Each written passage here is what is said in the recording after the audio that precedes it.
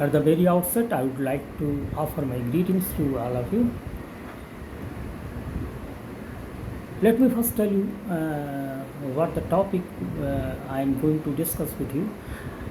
And the topic which I have selected for today's discussion is the evolution of international legal framework for human rights. Let me tell you something in brief about this title. That the topic which I have chosen for discussion. That is that it is actually we will discuss the how international legal framework for the protection of human rights, how it developed, and means our focus will be only on the you can say development of the international law related to human rights. I'm not going to discuss you can say that many other peripheral issues, something like what is the meaning of human rights and what is the nature of human rights and what is the history of human rights, because although I will discuss the development of human rights, but this development of human rights means that I will start from the establishment of the United Nations, because it is only after the establishment of the United Nations you can say that we find that that human rights legal framework for human rights it developed in a comprehensive manner and a systematic manner. And before that, it is not that before that there was no concept of human rights. Before that also we believed in the human rights. We means we were demanding our human rights, and there are many struggles in the past in for human rights. But the important point which important contribution, the most important contribution of the United Nations is that it has institutionalized the whole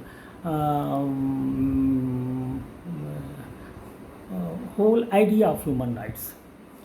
So, and it not only it now you will be eager to know what is the international legal framework. So I must tell you in the very beginning that international legal framework means that we are mainly concerned with the law, not with the philosophy.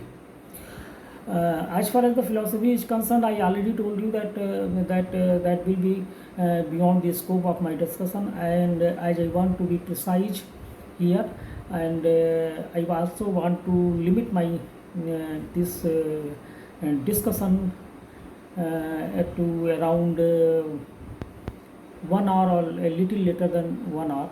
So I am deliberately leaving that aspect, philosophical aspect of human rights, because and also there is one reason why I am not going to discuss that thing, that aspect, because I previously I delivered many lectures on the philosophy of human rights, and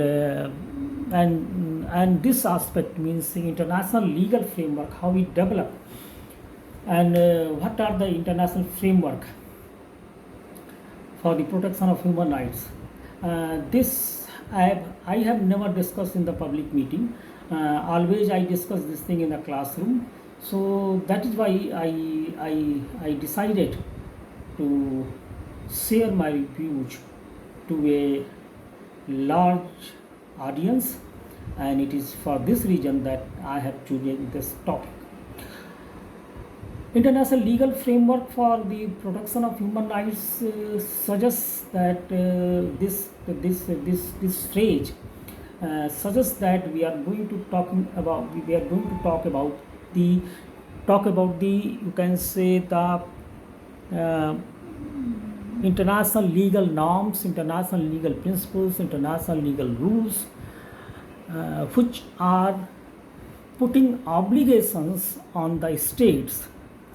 And what kind of obligations? The obligation that it is the basic duty, basic obligation of the state that state has to protect the human rights or freedoms. So in that way, it is you can say part of international law, because international law is law that applies to states mainly. Although it is not correct, but this time I cannot go in the detail that why this is not totally correct. But I am giving you the one idea of human international law, that is that it regulates the conduct of the states, and it's putting limits on the powers of the state.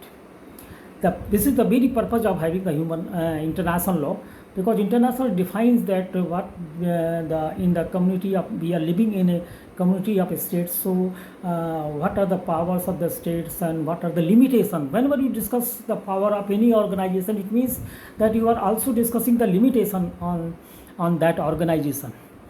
So what are the legal obligations of the state in respect of human rights? So that will be our discussion in means which we will discuss today. And I think that we will require some more sessions also. But because if I am going to discuss the international legal framework, so the meaning is that the international legal framework consists of a number of international human rights instruments, instruments which are both means legally binding instrument, or you can say non-legally binding instrument, declarations. So there are a number of, and not only there are number of conventions and declarations in the field of international general international law, in the field of which apply generally to all states, but also at the regional level. For example, in Europe, we have a separate system of human rights that is known as that is provided for under European Convention on Human Rights and Fundamental Freedoms, adopted on 4th November 1950, and later on European Social Charter was adopted. So now the whole system, European system, is based on these two conventions. And the important thing is that the European Convention also establishes a mechanism for enforcement of human rights. So the convention has established European Court of Human Rights. Similarly, under the European Social Charter, also we have not the court but the similar organization where we can we can present our grievances for redressal. So whether whose services we can avail in redressal of our grievances. So and by far, so far this time, so far as means you can say effectiveness is concerned, and so far as the strength of the mechanism of protection is concerned, European Convention is considered as an instrument which is far ahead from even international legal framework. We have also the other regional initiatives. For example, for African countries, we adopted African Charter on Human and People's Rights, and that is known as the you can say that is also known as the Banjul Charter. So after and similarly in American continent means leaving United States of America, means mainly it is the countries which are which are in South America, and also some countries in the, you can say, in the Central America, middle of the America, such as between the you can say the South America and the Central America. Um, so they have also adopted a system of human rights that you know that the Inter-American system of human rights, and they have also a Inter-American Convention on Human Rights, and under that convention they have the not only they define the human rights, what are the human rights and what kinds of human rights exist, and how they can also be enforced. If human rights are if they are violated by the government state, so how can they be enforced? Similar is the case with African Charter also, because originally when African Charter was established, there was no provision for the African Court, but later on by amendment through a protocol, they have now also established an African Court for human and people's rights. I will discuss all these things later when I first let me discuss the international legal framework. So when I say international legal framework, the meaning is that international, I am talking about those international conventions which had been adopted under the auspices of the United Nations, and sometimes means you can say that with a few exceptions, almost all those conventions they were adopted under the auspices of the United Nations, and these conventions or instruments they apply to all the states, provided that the states must be the member of that convention. After this brief introduction, you can say that international legal framework, when we talk about a framework, means we are talking about the picture that emerges in our mind is that it is something like a web, and strings of human rights instruments are the strings of that web. So human rights treaties, conventions, they are in the form of strings, and they are going to form a web like shape. So that is, you can say that there are, why I am saying so, because there are number of international instruments, and 9 are the core conventions. There are certain very important conventions which are known as the 9 core conventions. So that is why I am saying that, and they are touching the different aspect of our life, and they are touching the various aspects of the social life. So that is why I am saying that is a you can say a fully developed system. And what is also important here, and which we have already noted in the case of the regional conventions, that in the case of international conventions also, not only we have the definition of rights and what are the scope of the different human rights, and what are the list of the authoritative list of human rights, but we also what important thing is that we also have the enforcement mechanisms. Almost all the 9 core conventions, not almost, but all the 9 core conventions, they establish a monitoring body under those conventions, and that monitoring body is ensuring the compliance of the rights by the member states, and in some cases even the individual have the rights to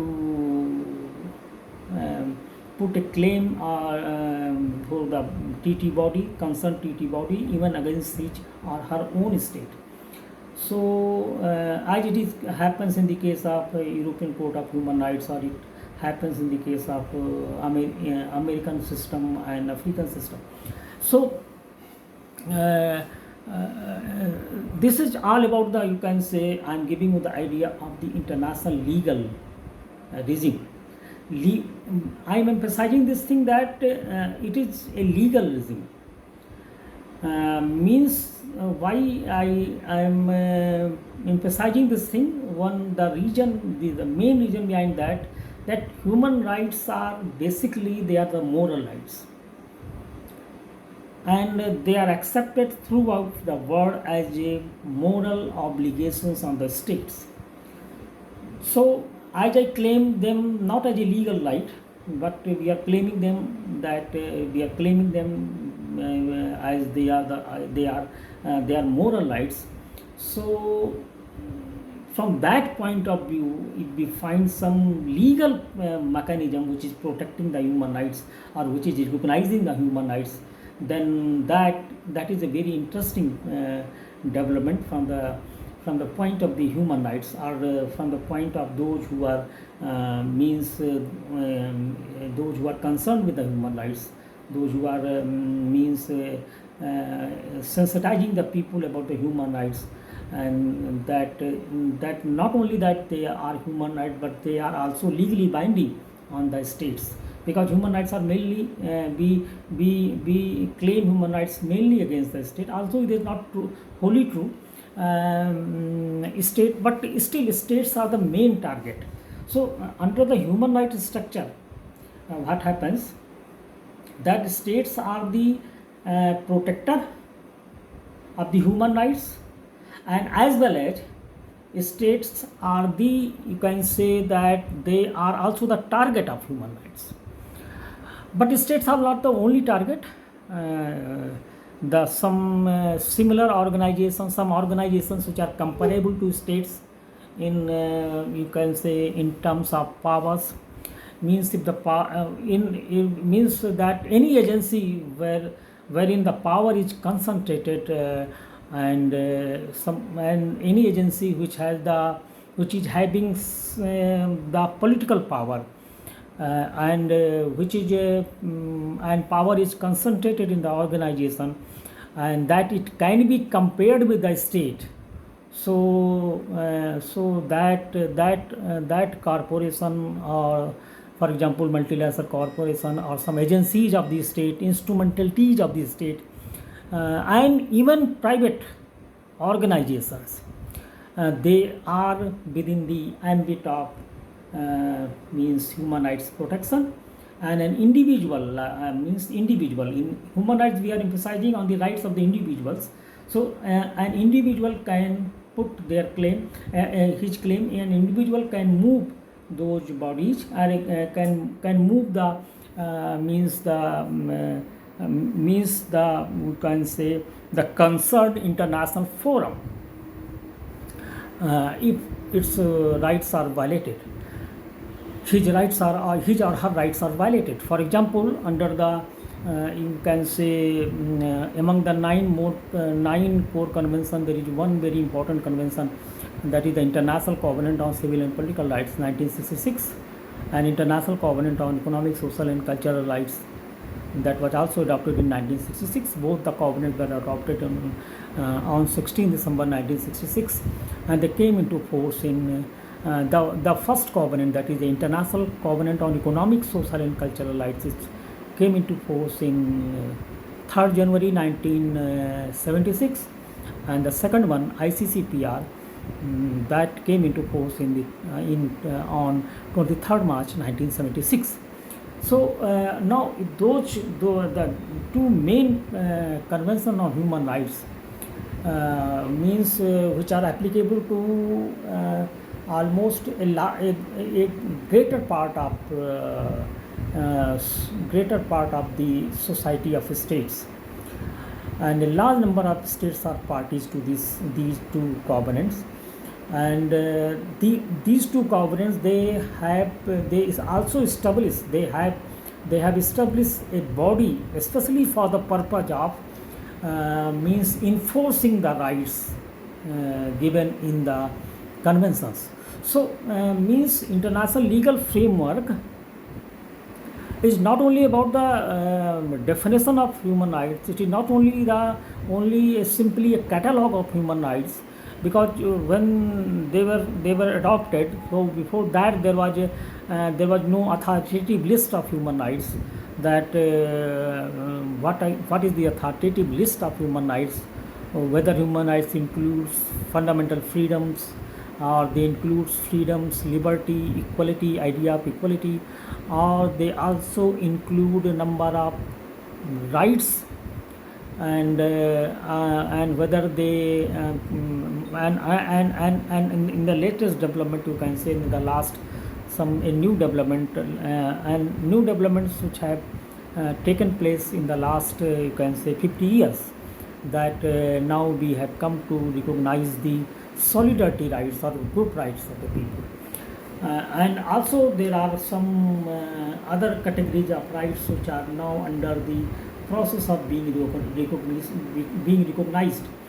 For example, the rights of the indigenous people. So and these different types of rights are known as the different generations of human rights. Civil and political rights, which we call fundamental rights, they are uh, called the first generation human rights. Economic and social rights, they are called the second generation human rights. And group rights, such as the right to environment, right to development, they are considered as the third generation human rights. But there are also some new candidates in this respect, and when they will be fully recognized by the international community, so we can say that they are the fourth generation of human rights. So my point is that today, that in means that the not only the idea of human rights is well established today, but their scope of application is also established. We have also established the enforcement mechanism, and not only one state can move against another state complaining that in your country human rights are violated by human rights are violated by you. But also even an individual can move that body with this means he or she can petition before in a concerned international body that his or her human rights are violated by his or her own state. So we have that system, well developed that system, although there are certain weaknesses, and but we will talk about those weaknesses later when we will discuss these conventions in detail. Then I will tell you that what are the weaknesses. But this time I am not going to discuss these conventions which are part of the international legal framework. This time my purpose is to point out the major milestones which of the major milestones in the journey of the development of human rights. So what are the major milestones in the development of human rights? So as I was telling you that earlier, that the idea of human rights is old. It is very old idea, and its origin can be traced to ancient times, and in ancient text and ancient religious text also, and almost all the civilizations of the world, they claim that in their ancient text we find reference to human rights, although the name human rights is not used. But we had a conception of human rights, or we had some conception of human rights which is almost equivalent to human rights as you are describing today. Suppose if I am delivering some when I am delivering this lecture on the idea of human rights, then there are many members from the audience. They say that the similar concept we have in our ancient text or religious texts. So why are you saying that human rights? Then the question that arises, in what respect they are different from the modern idea of human rights. So then I give them the answer. So my point is that idea is ancient, and that idea that originated from a thinking, a kind of thinking or the philosophy that we know as the natural law philosophy. Natural law philosophy means, when we call the natural law principles of natural law, it doesn't mean that the term, as I'm using the term law, so it doesn't mean that it is within the it falls only within the domain of, it falls within the domain of law only. Actually, it is not the exclusively falling in the domain of law, under the domain of law, but it is also, this natural law philosophy is not purely legal philosophy, but it is a philosophy of political science, means political theory. It is also a part of philosophy. So you can say that earlier, that means some you can say that some 500 years ago, the before Christ, some 500 years before Christ, means that we find references to some ideas which are equivalent to human rights.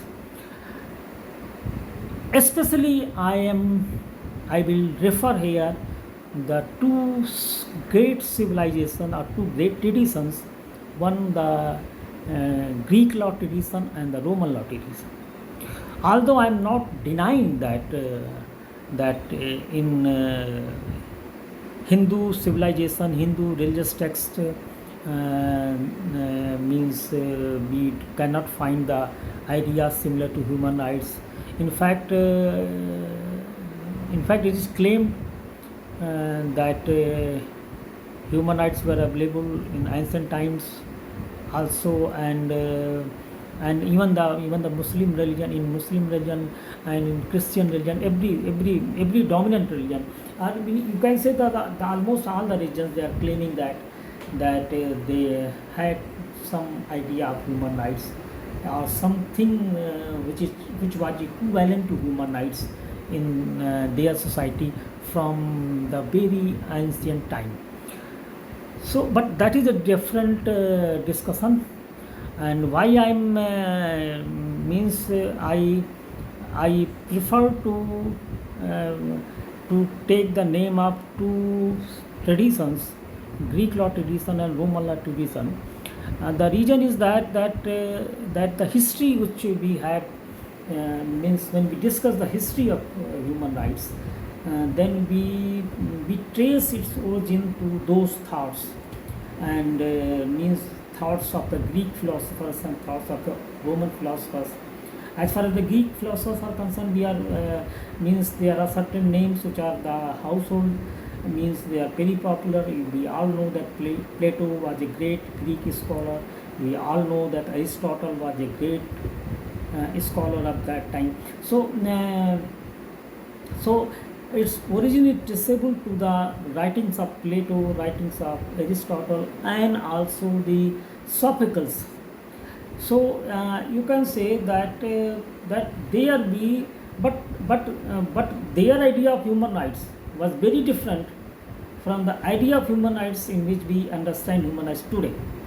So that is why I am saying that this time, in this limited time, I do not wish to discuss that aspect, because then we will be digressing from our discussion, main discussion. Our main discussion is the evolution of international legal framework. I am not talking about the evolution of the or history of the human rights, because human rights is a moral idea, moral concept, and this time I am talking about a kind of human rights which is legally accepted. and it is legally accepted not only international instruments, but it is also legally uh, established in most of the countries. As the most of the countries, they recognize human rights under their domestic laws. Today, as we know that most of the countries today who became free after the 1945 or after the 1947, including our country, and after particularly after Second World War, when there was a movement, anti-colonial movement, and many states they became free, and then they adopted a constitution, and in almost all those countries, they in their constitutions they had given a prominent place to human rights. For example, take the example of India. In the very beginning of the constitution, our constitution means in the very third chapter of the United Nations, Constitution of India, we have placed the fundamental rights, and we have defined their scope. And if you study the definition of human rights given in our constitution that was framed even before 1950, means that was mainly framed within sometime in mid of 1947 to the to some point of time in 1949. So you can say that that you will find one surprising. You will be surprised to note that the wording, the phrases used by our founding fathers in defining human rights in under our constitution, or you can say in recognizing human rights in our constitution, they means the language used by them is very similar to the language used in the international covenants. So that shows that that idea of human rights is a coherent idea. It has a definitive shape, means it is well shaped idea. So, and it was a well shaped idea by that time, because the phrase which are used in the domestic constitutions of many countries, and what does it show? That same we are using the phrase equal protection of law. Constitution of the United States of America, they also use the phrase equal protection of law. They also use the phrase freedom of expression, freedom of speech. We also have that idea, that freedom, and our definition of freedom of expression is almost similar to their definition of freedom of expression, or in other societies. So you will find that there is a means you can say there is a coherence between different means in the idea of human rights. So, and it didn't develop in overnight.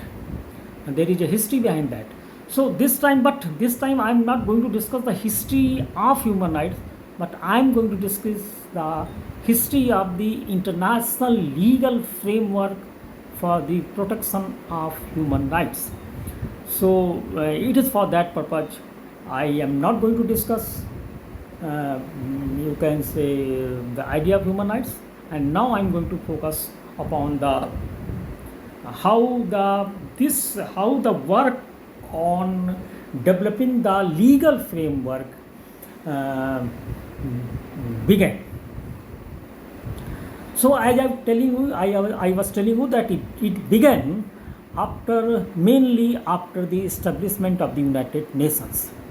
And as I already told you that that establishment of the United Nations was an epoch-making event, not only in the field of the you can say not only in the field of international law, but also in the field of human rights, because United Nations was based on this very idea that it is okay that international peace and security is very important, and maintenance of international peace and security is very important, and for that purpose it was one of the purposes for which United Nations was established, and actually this provided the impetus, the most immediate reason for establishing the United Nations by the then world leaders.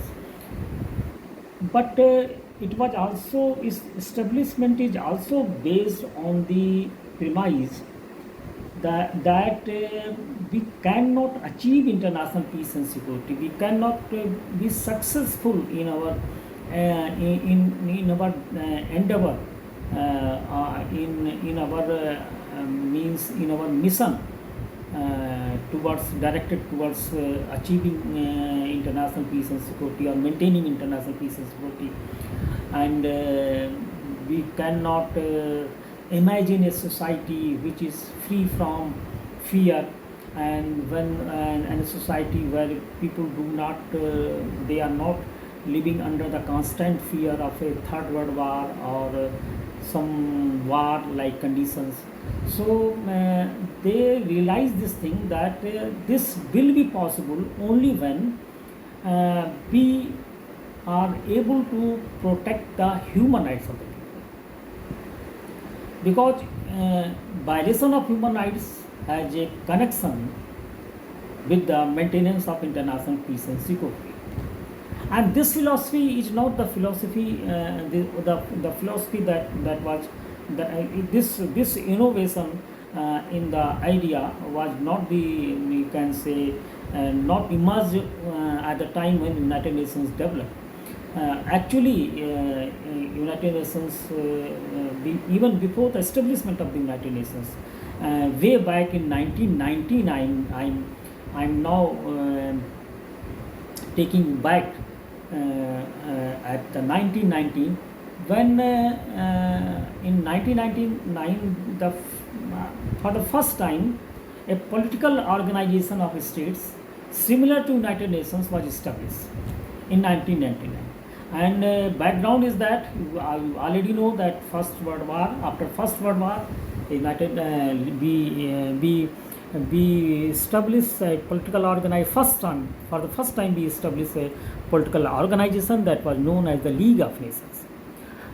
And at about the same time, means at the same time, we also established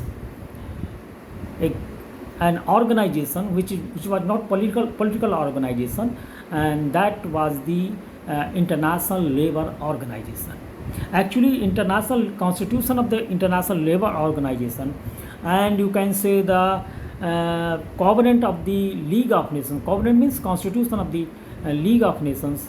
They were adopted at the same time, and actually they are part of the Treaty of Versailles. So Treaty of Versailles is divided into the several parts, and one part of which is the covenant of the League of Nations, and and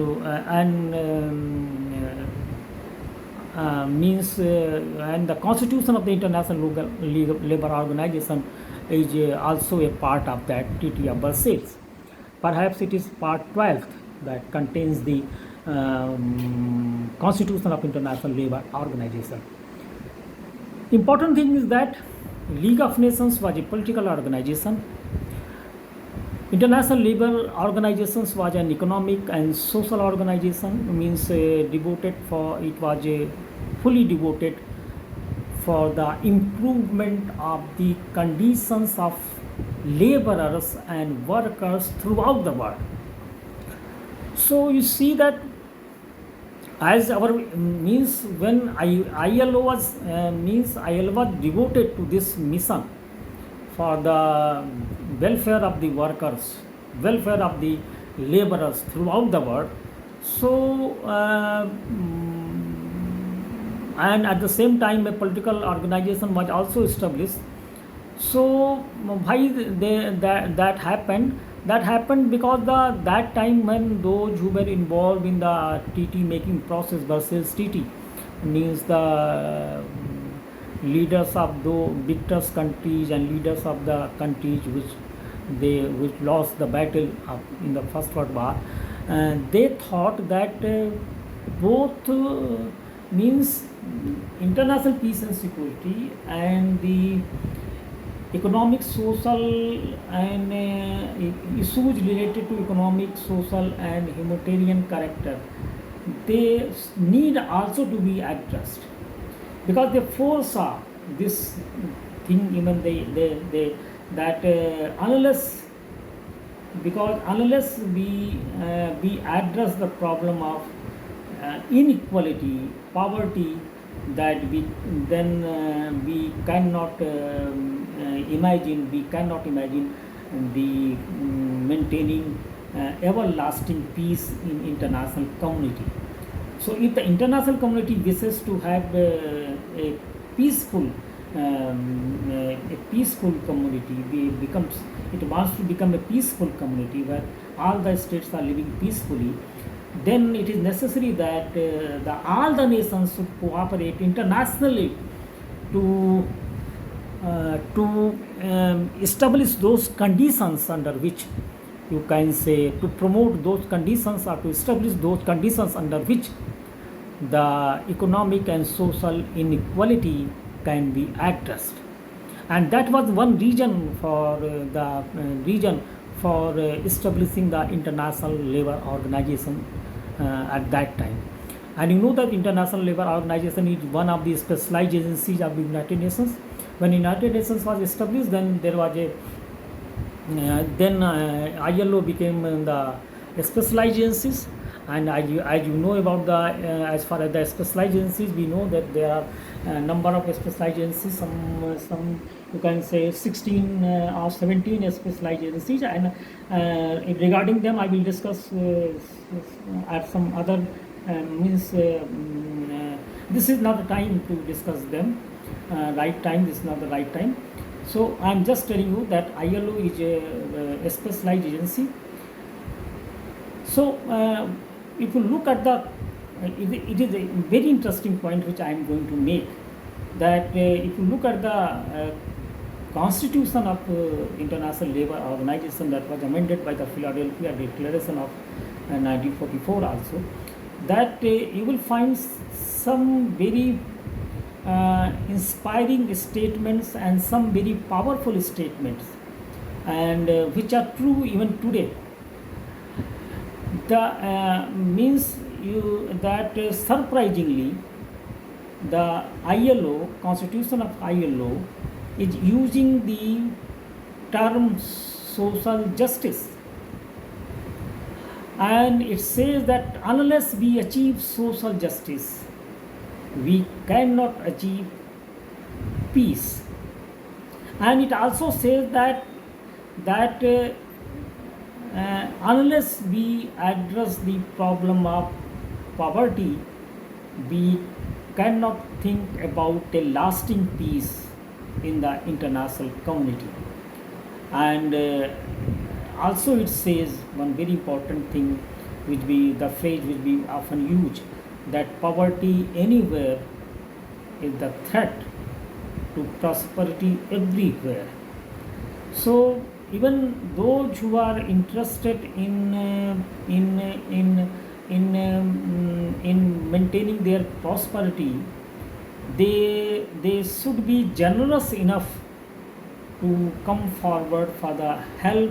They should extend their help and their hand for the cause of removing the poverty, because unless poverty is removed from whole of the world, unless we are able to provide the quality health care to all the people of the world, I'm not talking about the country specific.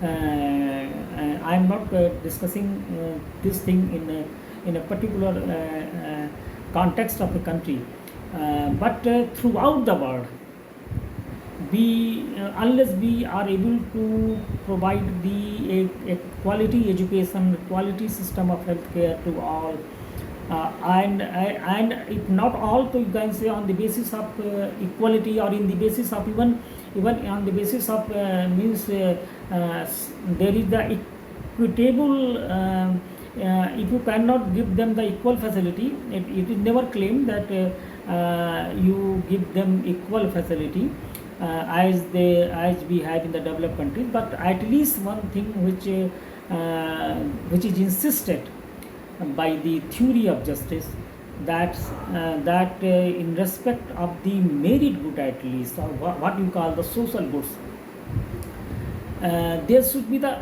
not equal. I am not demanding equal, because that is a very ambitious goal, and that is not possible in any legal framework. What I demand, what the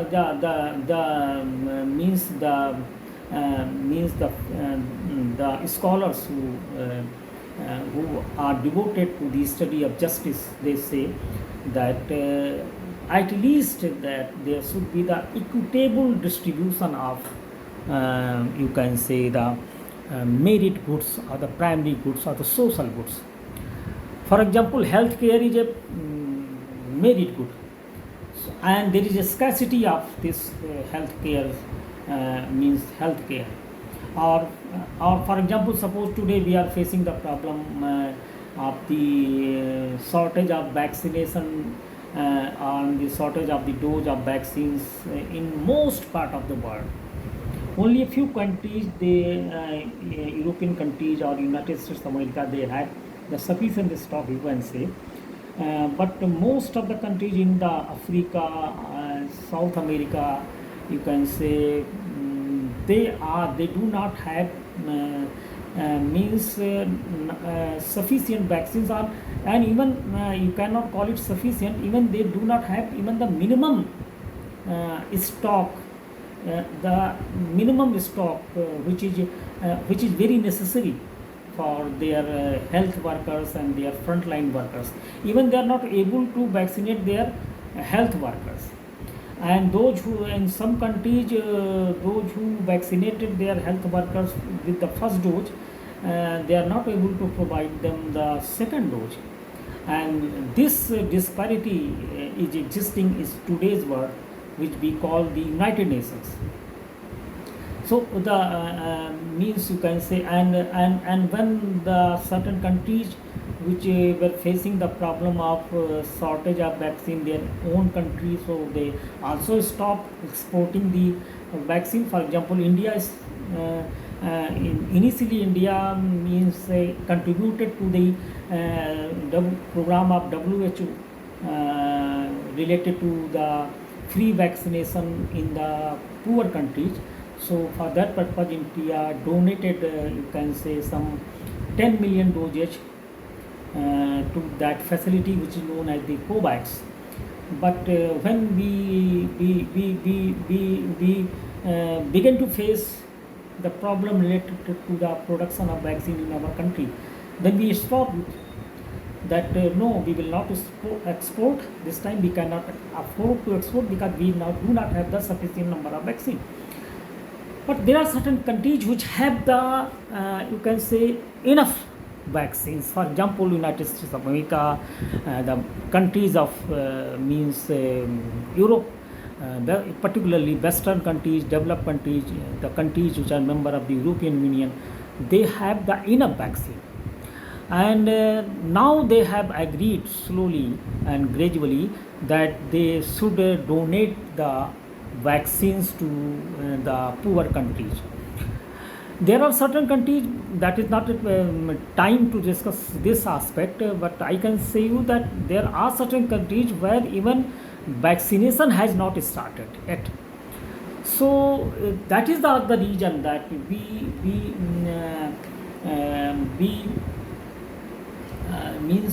at even in 1919 we you can say we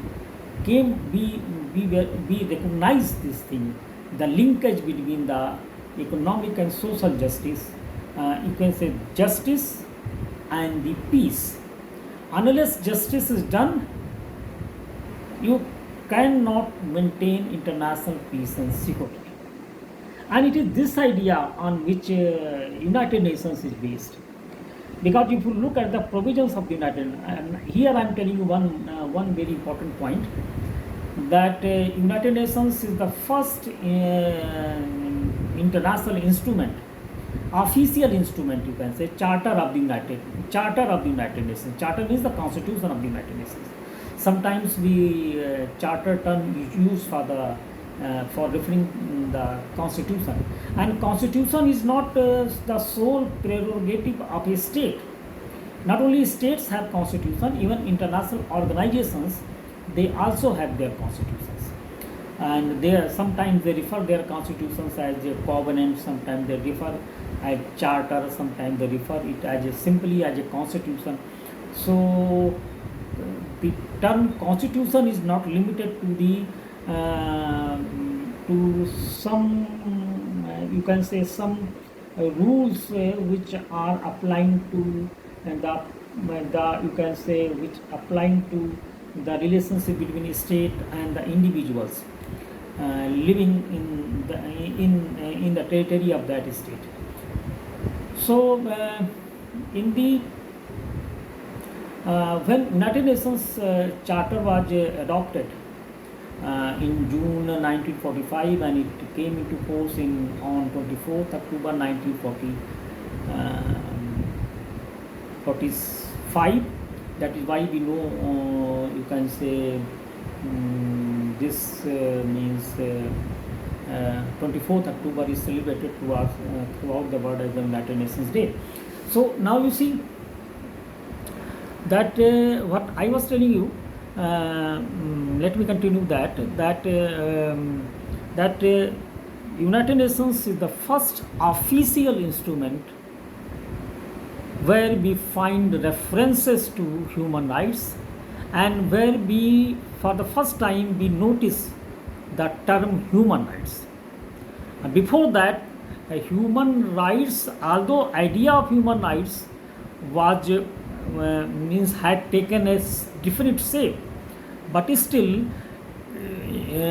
we didn't call them human rights, but we were means we were using the other nomenclature, means such as the natural rights. So natural rights term was more popular, and human rights term was not those days used. It was first time used in the United Nations Charter.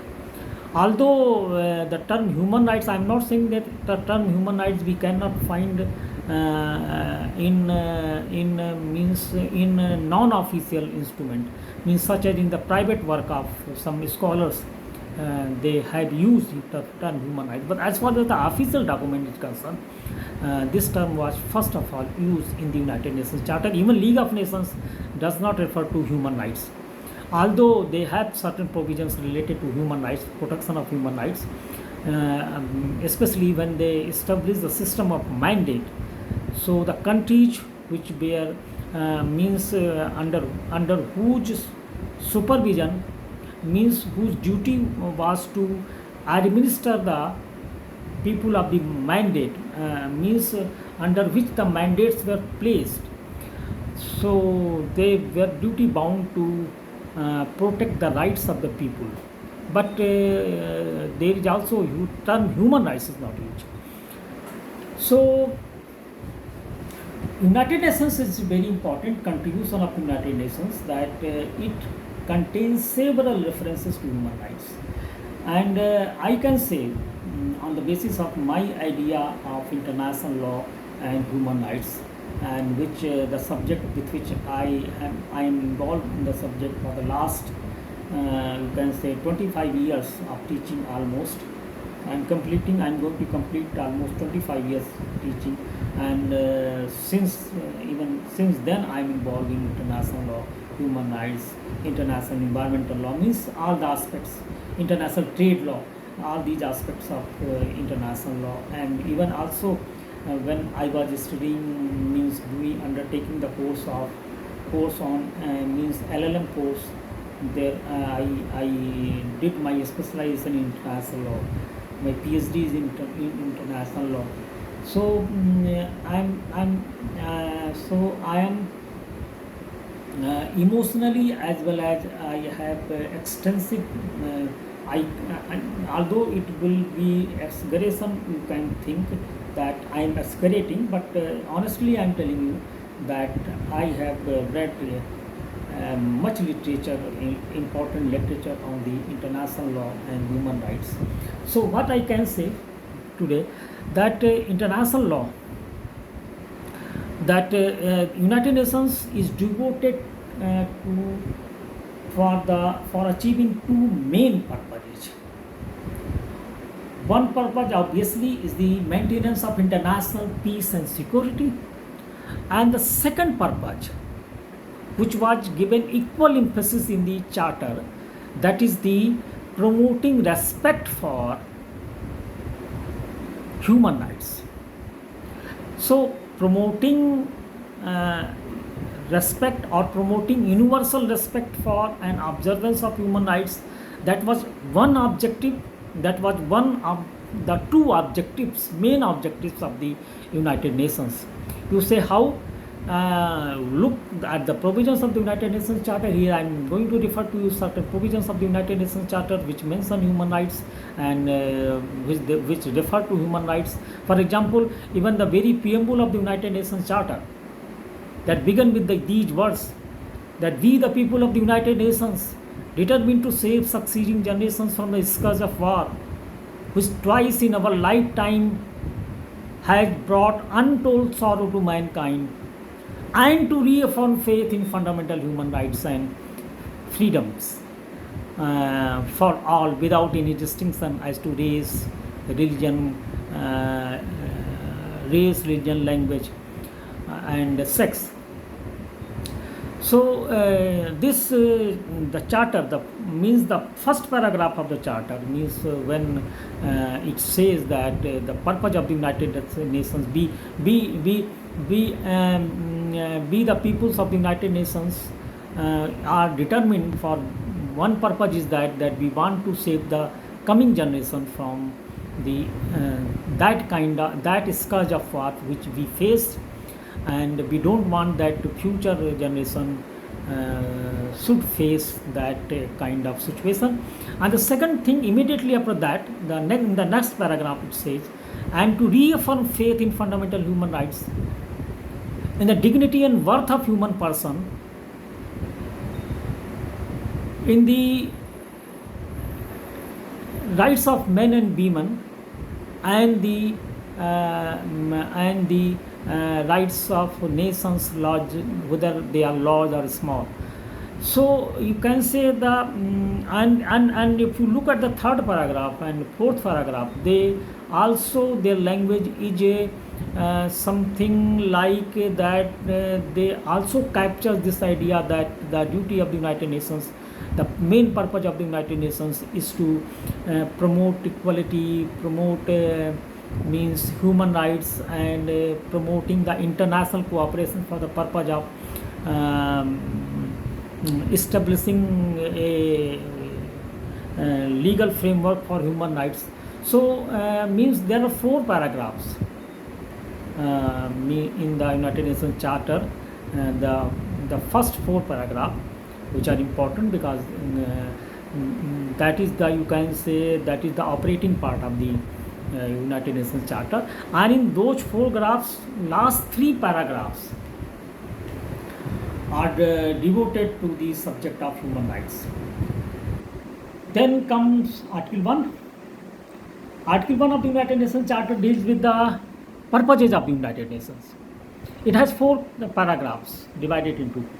And if you look at the paragraphs, the first paragraph says that the purpose of the United Nations is to maintain international peace and security. Of course, this is the very important purpose and the first purpose of the United Nations.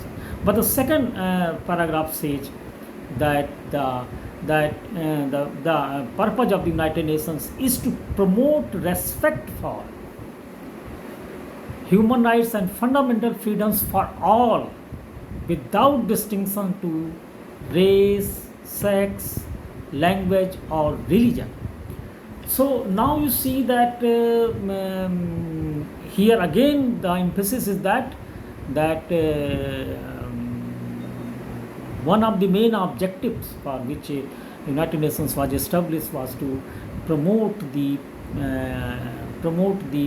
universal respect for human rights and fundamental freedoms. Charter uses both the term human rights and fundamental freedoms, but sometimes we make a distinction. Although the term human rights is wide enough to cover the fundamental freedoms, and freedoms are covered under human rights, but they use it for the because of the reason that they don't want they wanted that there should not be any confusion, because there may be some scholars who could say that the freedom is a different thing, right is a different thing. So they, for that purpose, they use the two terms, human rights and fundamental rights, but basically they are the term human rights captures, includes the idea of freedoms also. In fact, in the what happened in the means it is the two ideas are very basic to human rights, the liberty and equality. So those who are liberals, they are more concerned with the freedoms, and freedom is just one aspect of the liberty. Liberty is a very means has the very wide scope, and freedom is just a part of that. So the liberal scholars, that was the age of liberal scholars when we adopted we adopted the Charter of the United Nations, and when also the domestic constitutions were framed in India. So our constitution is also inspired by the idea of liberty and equality, fraternity. They were these three terms, phrases. They were the watchwords of the French Revolution, and they also inspired the American Revolution. So you see that there is you can say means that is the reason that they use the term freedom. And there is and also there is some truth in this thing, that there is some difference, although very subtle difference between freedom and rights. But this is this time I don't want to involve myself in that discussion, because it will consume our means most of the time, and as it is means my discussion has now means it is going beyond 1 hour. So that is the reason that I don't means that I'm not interested in discussing that thing this time. Later on I will surely discuss this thing, that is there any difference between the idea of freedom and idea of right. So okay, taking that both are the same things, then what happens, that if you look at the structure of the United Nations, means how the United Nations is organized, organization of the United Nations, then you will find that the United Nations is organized into 6 principal organs. It has 6 principal organs. One is General Assembly, second is Security Council, third is the Economic and Social Council, fourth is the Trusteeship Council, fifth is the Secretariat, and finally sixth is the International Court of Justice. And now you see how the functions and powers are divided. There is a balance is maintained in dividing the powers and functions, keeping in view the 2 objectives of the United Nations.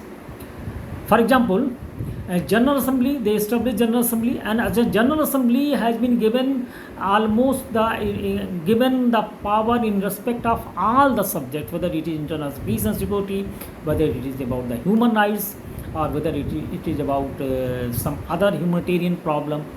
So General Assembly has the general competence. That is why it is known as the General Assembly. Security Council was given the responsibility for maintaining international peace and security. So primary responsibility is on the Security Council, but overall supervision is given to General Assembly, and there is one qualification, that if Security Council, that is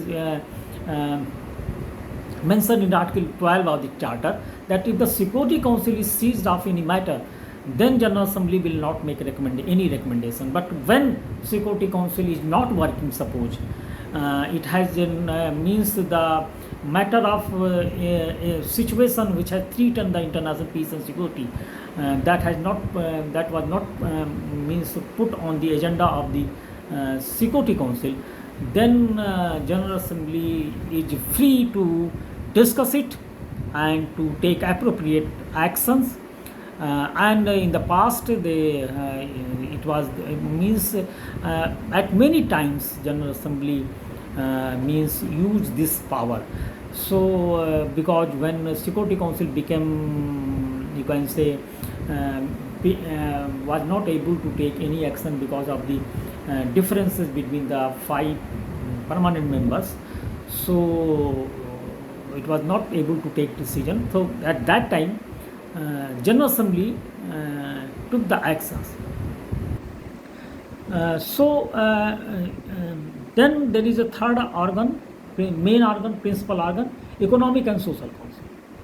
So Economic and Social Council was created for the purpose of promoting universal respect and observance of human rights and fundamental freedom. So human rights was the responsibility, means promotion of human rights responsibility was given to the Economic and Social Council. Then there is a Trusteeship Council. Trusteeship Council is also having the means that there is the provision in the Charter which deals with the functions of the Trusteeship Council. The Trusteeship Council is also under obligation to ensure that the territory, the trust territories, means all the member states which are which under whose means under whose this trust territory is means given, means to means who are the administrator of these trust territories, the states, they must ensure that human rights are there is the means they must ensure that there is a means human rights are being observed. So and then the Secretariat and the International Labour Organization. So you see that means that the separate organ for human rights is created. This is very important thing, Economic and Social Council. And Economic and Social Council is also acting under the supervision of the General Assembly as far as the international human rights are concerned. For example, in Article 13, where the General Assembly is given as the task, was given the task of proposing draft for proposing recommendations for the development of international law or progressive development of international law, codification of international law. At the same time, it was a task was also given to General Assembly, that General Assembly may also make recommendations for the promoting respect for human rights. So now you see that the General Assembly has the overall responsibility in respect of the promotion of human rights, but the specific responsibility is given to the Economic and Social Council. And the two very important articles here I would like to refer to you, means that now I am facing the problem of the paucity of the time. So here I will tell something, all these things in brief only. That one thing is that Article 55, which is to be found in the chapter of the United Nations, chapter 9, which deals with the economic and social cooperation. So the Article 55 says that the United Nations shall promote universal respect and observance of universal respect for and observance of human rights and fundamental freedoms for all, without any distinction as to race, sex, religion or language. So now you see that in the term, it is illegal. it is a legal direction, means it's a legal provision, and it is in the form of an obligation on the state, legal obligation I'm talking about that, because human rights are associated mainly with the moral obligations. So that is why I am emphasizing this thing, that it is a legal obligation. Why legal obligation? In the sense that because it is using the term, the United Nations shall promote. So it means that United Nations is under, it is mandatory for the United Nations. It is obligatory for the United Nations to promote the respect for human rights and the observance of human rights. And immediately before this article, you can say article 55, there is article 56, under which the states have taken pledge that with the cooperation of United Nations and through international cooperation and through the cooperation of the United Nations, they will achieve the goal mentioned in article 55. So they have taken the pledge, all the states, they have taken the pledge. It means the not only the members of the United Nations who were the founding members of the United Nations, the 50 states were the founding members of the United Nations. So it is binding not only those 50 states, but it is also binding all those states who later subsequently became the member of the United Nations. As you know, that today the United Nations has means 193 countries are the members of the they are the member of the United Nations. So now it is binding on 193 states.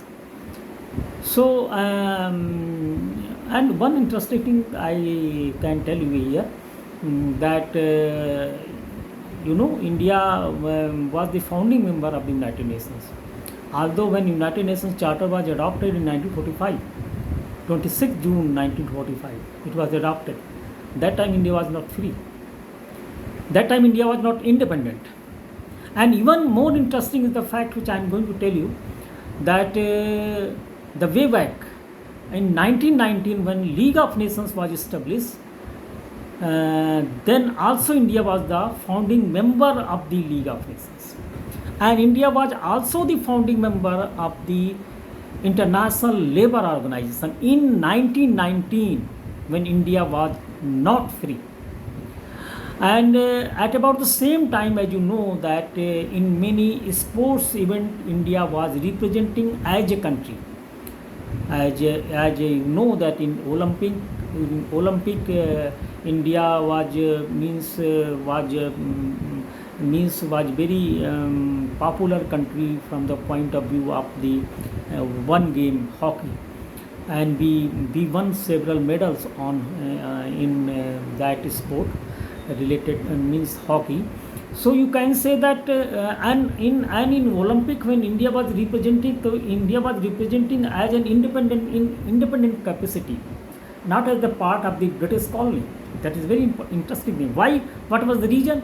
I will tell you some when that is a aspect of international law. So why it was possible? Some other time I will tell. So now you see that these provisions of the United Nations Charter, which I discussed with you, they became the foundation for evolution of international legal framework for the protection of human rights. So they are the springboard, you can say this. United Nations provisions, these provisions which I refer to you, they provided the basis, and they were further elaborated by the Economic and Social Council. And there is one very important provision. There was one very important provision in the United Nations Charter which I perhaps missed, and I couldn't tell you. That is the Article 68. Under Article 68, the Economic and Social Council was given power, not only power, but it was its duty, because the term used is the shall, that Economic Social Council shall establish commissions for the purpose of you can say promoting the and observance of, promoting respect for and observance of human rights. So when United Nations came into effect in October 1945, so soon after that Economic and Social Council established a commission, and that is the beginning point of, you can say that then from then we started the means that towards the mission of establishing a legal framework. So United Nations Commission on Human Rights was established, and United Nations Commission on Human Rights, they started the task of drafting the standards of human rights. The first instrument whose draft commission was commission prepared was the famous Universal Declaration of Human Rights, and it is the draft prepared by the commission, and that was accepted by the General Assembly and it was adopted by the General Assembly on 10 December 1948. That is why on 10 December every year we celebrate that 10 December 1948 as the Human Rights Day. So on 10 December 1948 they adopted the Universal Declaration of Human Rights, and draft was prepared by the Commission. Commission also prepared the draft of International Covenant on Civil and Political Rights, International Covenant on Economic and Social Rights, and also it prepared the draft of the, you can say, the Convention against racial discrimination, that was also adopted at the same time. Means the UDHR was adopted on the 10th December, and even one day before 9th December in major convention on against the racial discrimination was also adopted, and that was also draft of that was also prepared by the United Nations Commission.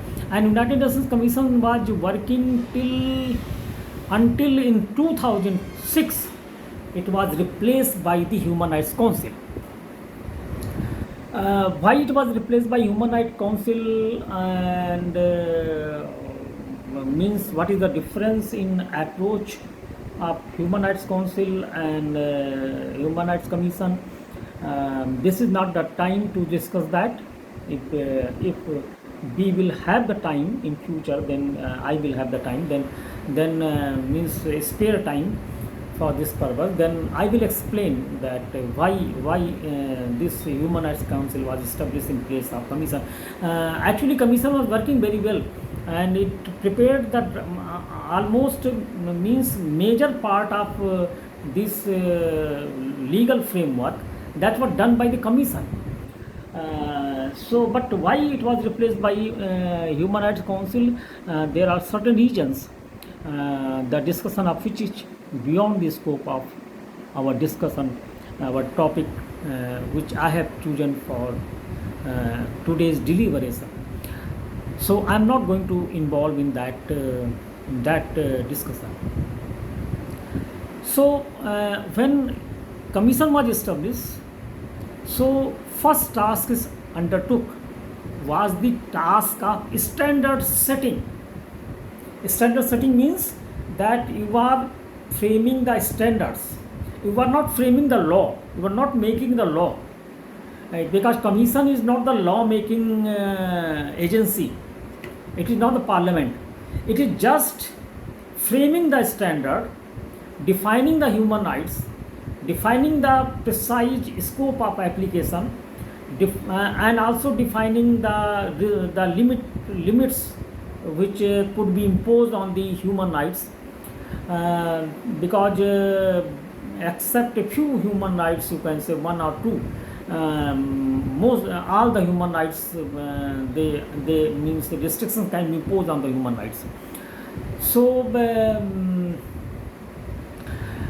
so they define their scope, they define those grounds upon which restrictions can be used on the exercise of those human rights. So and their basic means objective was to frame the standard.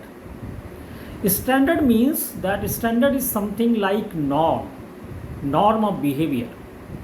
As you know, the law is a normative science, so means it has the normative character. So means prescriptive character.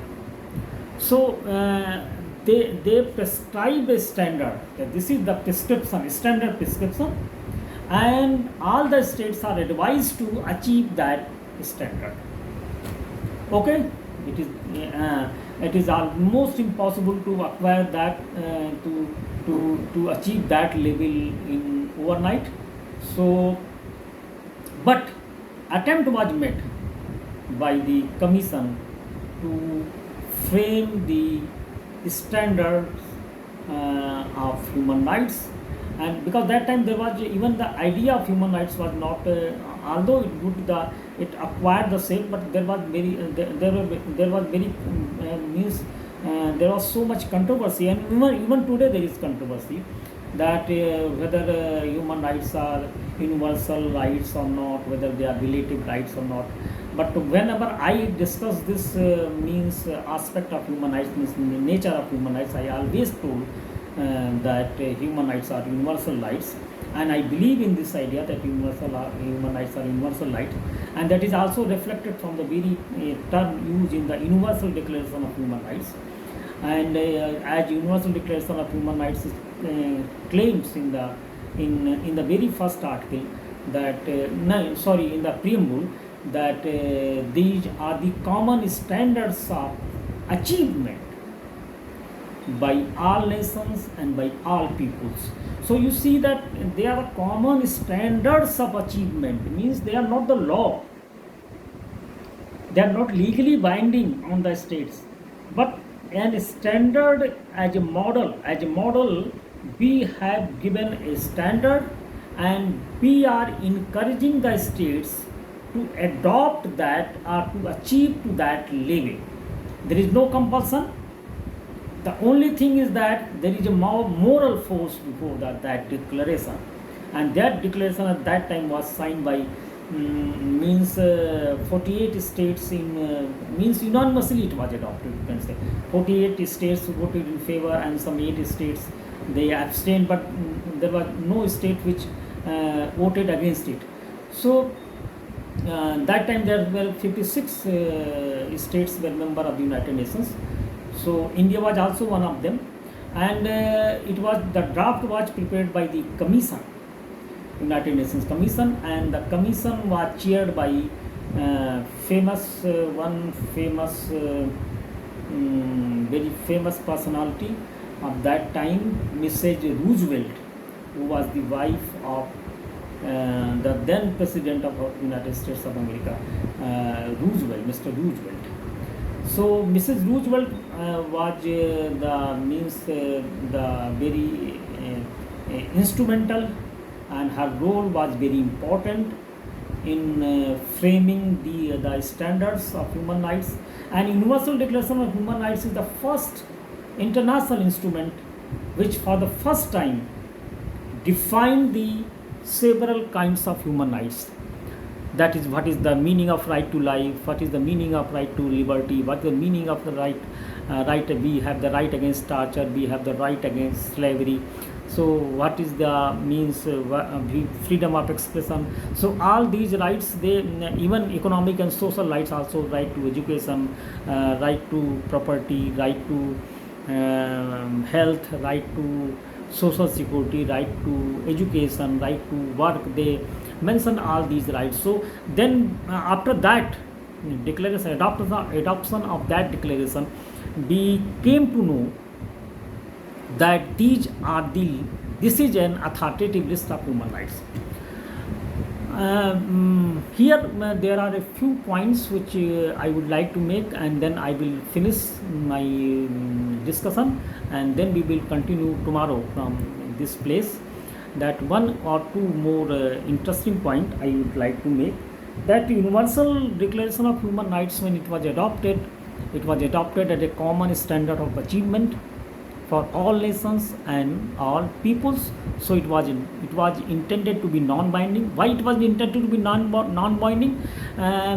Deliberately the Commission thought that it was deliberately means framed in a language that you can say that they in the very inception they formed the idea that there was a commission means decided to prepare a draft which is not legally binding. The reason was that time the atmosphere was not so means time was not as much time was not very appropriate, you can say, and it was not means it was not ripe for for adopting the human rights as a legal instrument, as a legal obligation. So had they framed human rights in a legal language, and they frame it like a law, means they prepared the draft of a treaty. There is a difference between international convention and the declaration adopted by General Assembly. That declaration adopted by General Assembly is not law, means it is not binding on the states. Uh, but that is also a point of means controversy. But mainly the what is the most acceptable position that I am telling you, that United Nations General Assembly, unless certain conditions are satisfied, they are generally not binding on the declarations are not binding on the states, but treaties are binding on the states. So they deliberately they means drafted the declaration, means they deliberately they provided the non-binding standards, because if they wish to propose some legal document, then that might not be as successful as today. We know that United Nations Declaration of Human Rights is very one of the most successful document, one of the most successful instrument in the field of the human rights. And you can say the most successful. Its contribution it has a huge contribution. Means in the coming days it became so popular that now means the even the many courts in domestic courts in different countries, they routinely they are referring to the Universal Declaration of Human Rights. For example, in our country also, our judges, means judges of the Supreme Court, High Court, who have the law making power, they often they refer to the declaration, United Nations Declaration, in supporting their argument that people have the right to privacy. People have the right to privacy is not mentioned in declaration. Suppose right to dignity, right to equality. So they are referring to the definition given in the UDHR, and now I can say, and the accepted position of the scholars of international law is that. And also there is one judicial decision in support of that, which I will mention you, that I will mention that its widespread adoption, in view of its widespread adoption by the international community, that now Universal Declaration of Human Rights has become part of customary international law. As it has become part of customary international law, so it has got a binding force, and now it is legally binding. When it was adopted, it was not legally binding, but nowadays it is legally binding. And if you are asking about the some authority, means authority in the sense that you want to know some means apart from the scholar's view, if you want to know some legal authority, legal source, so I can say you that there is a judgment given by the Court of Appeal in United States of America, and that judgment is very important judgment, Philatica versus Pena Airala. And in that case, the Court of Appeal, the matter went to the Court of Appeal, and Court of Appeal very clearly said in the judgment that that UDHR, most of the provisions of the UDHR, they have now become the part of customary international law, and now the UDHR is binding. Although later there is one more judgment by the by the courts in United Nations, that is SOSA case, known as the SOSA case. I will discuss that thing later. They deviated from this position, but even still there are many judgments which can be cited in supporting the argument that UDHR is now legally binding. But in human rights law, one very basic thing I am telling you, that it is not important that human rights are legally protected or not, whether they have the legally binding force or not. For our purpose to establish human rights, it is sufficient that it is morally acceptable to the international community. They are internationally recognized right. So if they are internationally legally recognized, then you can say yes, they are now part of the legal, they are now part of the international law. But even if they are not legally binding, suppose, even in that case, they have the such a moral force that no nation today can afford to deny the human rights to its people, to its citizens, because today the legal character of human rights is well established. Earlier, means people like me who was struggling at some point of time in establishing that human rights are really their rights, and even if they are not legally protected, they are rights. For example, that legal protection of this, that for example in our constitution, the right to education was given place later by an amendment in Article 21, and now there is 21A. In the time of the means when Murli Manohar Joshi ji was the HRD minister, that time this was taken, this step was taken, and that step was taken because of there was a decision by the Supreme Court. So Unni Krishnan, there is a very famous case. So they amended the constitution, and they given it the fundamental, they given it the status of the fundamental right. And meaning is that when something is recognized as a fundamental right, some right is recognized as a fundamental right, then what happens that if it is violated, then there is a remedy given in the constitution, Article 32, under Article 32, that a person can directly move the Supreme Court that his or her fundamental rights are violated. And this is also a fundamental right under Article 32, that moving directly to Supreme Court, is in itself, it is a you can say it is a fundamental right. So right to education was added sometimes in perhaps 2004. It was the time at about the same time, 2003 or 2004, between some 2002 or 2004. So it was guaranteed as a fundamental right. So means it was given a legal recognition. But even before that, we believed that right to education is a human right. Although it was not recognized as a human right, means legally recognized as a human right, but morally it was accepted that right to education is a human rights.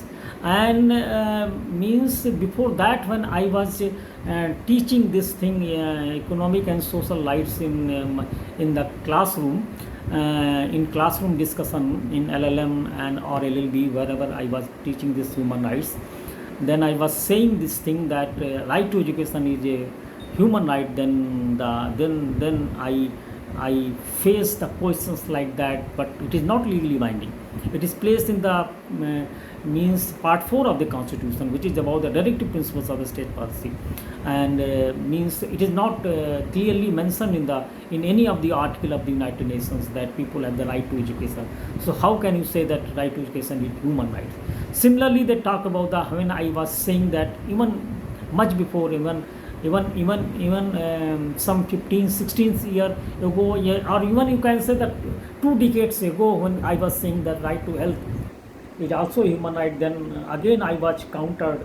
I found I received the counter argument that how can you say right to health is a fundamental right or human right when it is not, when it is placed in the directive principle of state policy, it is not placed in the fundamental right chapter of the but that time I was then I had no option but to give them certain observation by the international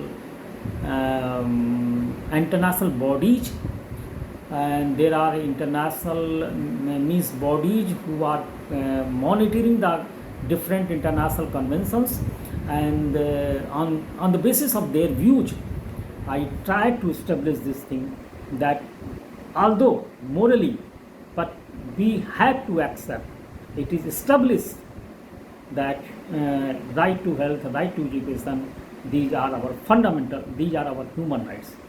So morally it is acceptable to the international community. So that is that is the strength of human rights. It is not weakness of human rights. One day I will prove that how it is the, I will show that how this idea that human rights is moral right, how this is providing some this becomes this is an strength of the idea of human right. It is not weakness of the idea of human right, rather it is an strength of the human rights. Although there are some scholars who ridicules this idea, and they sometimes they say that when you cannot press for any kind of right, then how can you say that it is it is human right, because you cannot press for, because there is no legal protection, there is no legal recognition. So that is a different thing. I have the arguments to support this view that they, even suppose they are not legally enforceable, it is not making any maybe means it is not an objection to this thing that human rights exist, because means you see that whatever standards we adopt under law, some you will find one very important thing in the field of law, that suppose today we are passing any act, parliament is passing some act, so it means that means the and suppose it is giving rights, fundamental rights to a group of persons, it means the society at large, and not the society at large, but at least some people whose judgment matters, they had started thinking that that group deserves this right. So before that it is morally accepted, before it was given a legal say, it was morally accepted in the society, because if it is not morally accepted in the society, then there is no point in making the law, because it is not going to be having as much impact as you as the legislators think. So morally everything our and also in practice also our actions are more guided by the notions of morality, idea of justice, rather than the idea of rather than the law. Very often we took a decision based on the morality, and even sometimes we ignore the law. So it is not law which is actually motivating us to do some work, but the real motivator is our inner morality. That suppose you are going to suppose it is your duty to suppose you are going to your office, and suppose you are going to fulfill the promise you have undertaken, that day I will deliver the money to you, I will make repayment. What you gave the payment at that day, uh, I will repay on that day. And suppose you are hurriedly you are going to that person, because otherwise there will be the breach of contract, so there will be a legal obligation. But you find that there is a that on the road, in the side of the road, on the pavement, some person is crying and he is bleeding, and suppose his condition is so you can say so precarious that he need immediate hospitalization. So what you will do that time? You will go to fulfill your legal obligation, or you will prefer to take that person to some nearby hospital so that he can get the health care, because his life is in danger. So he needs immediate admission in some hospital.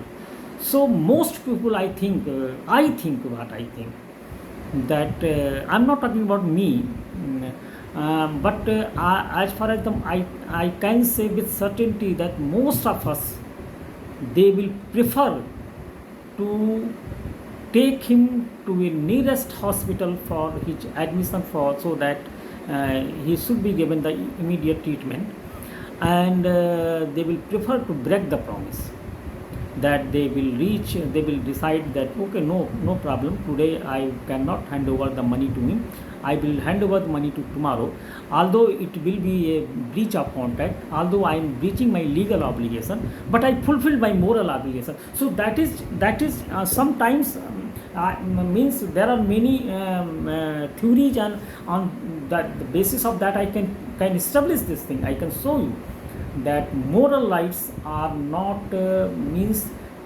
the idea of moral right is rather an strength than being a weakness.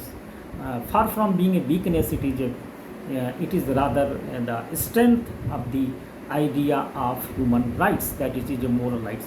So now I am finishing this discussion, because it is already more than 1 hour, more than 1 and 30 1 hour 40 minutes almost. So it becomes a very lengthy lecture. We will continue the next day. And thank you very much.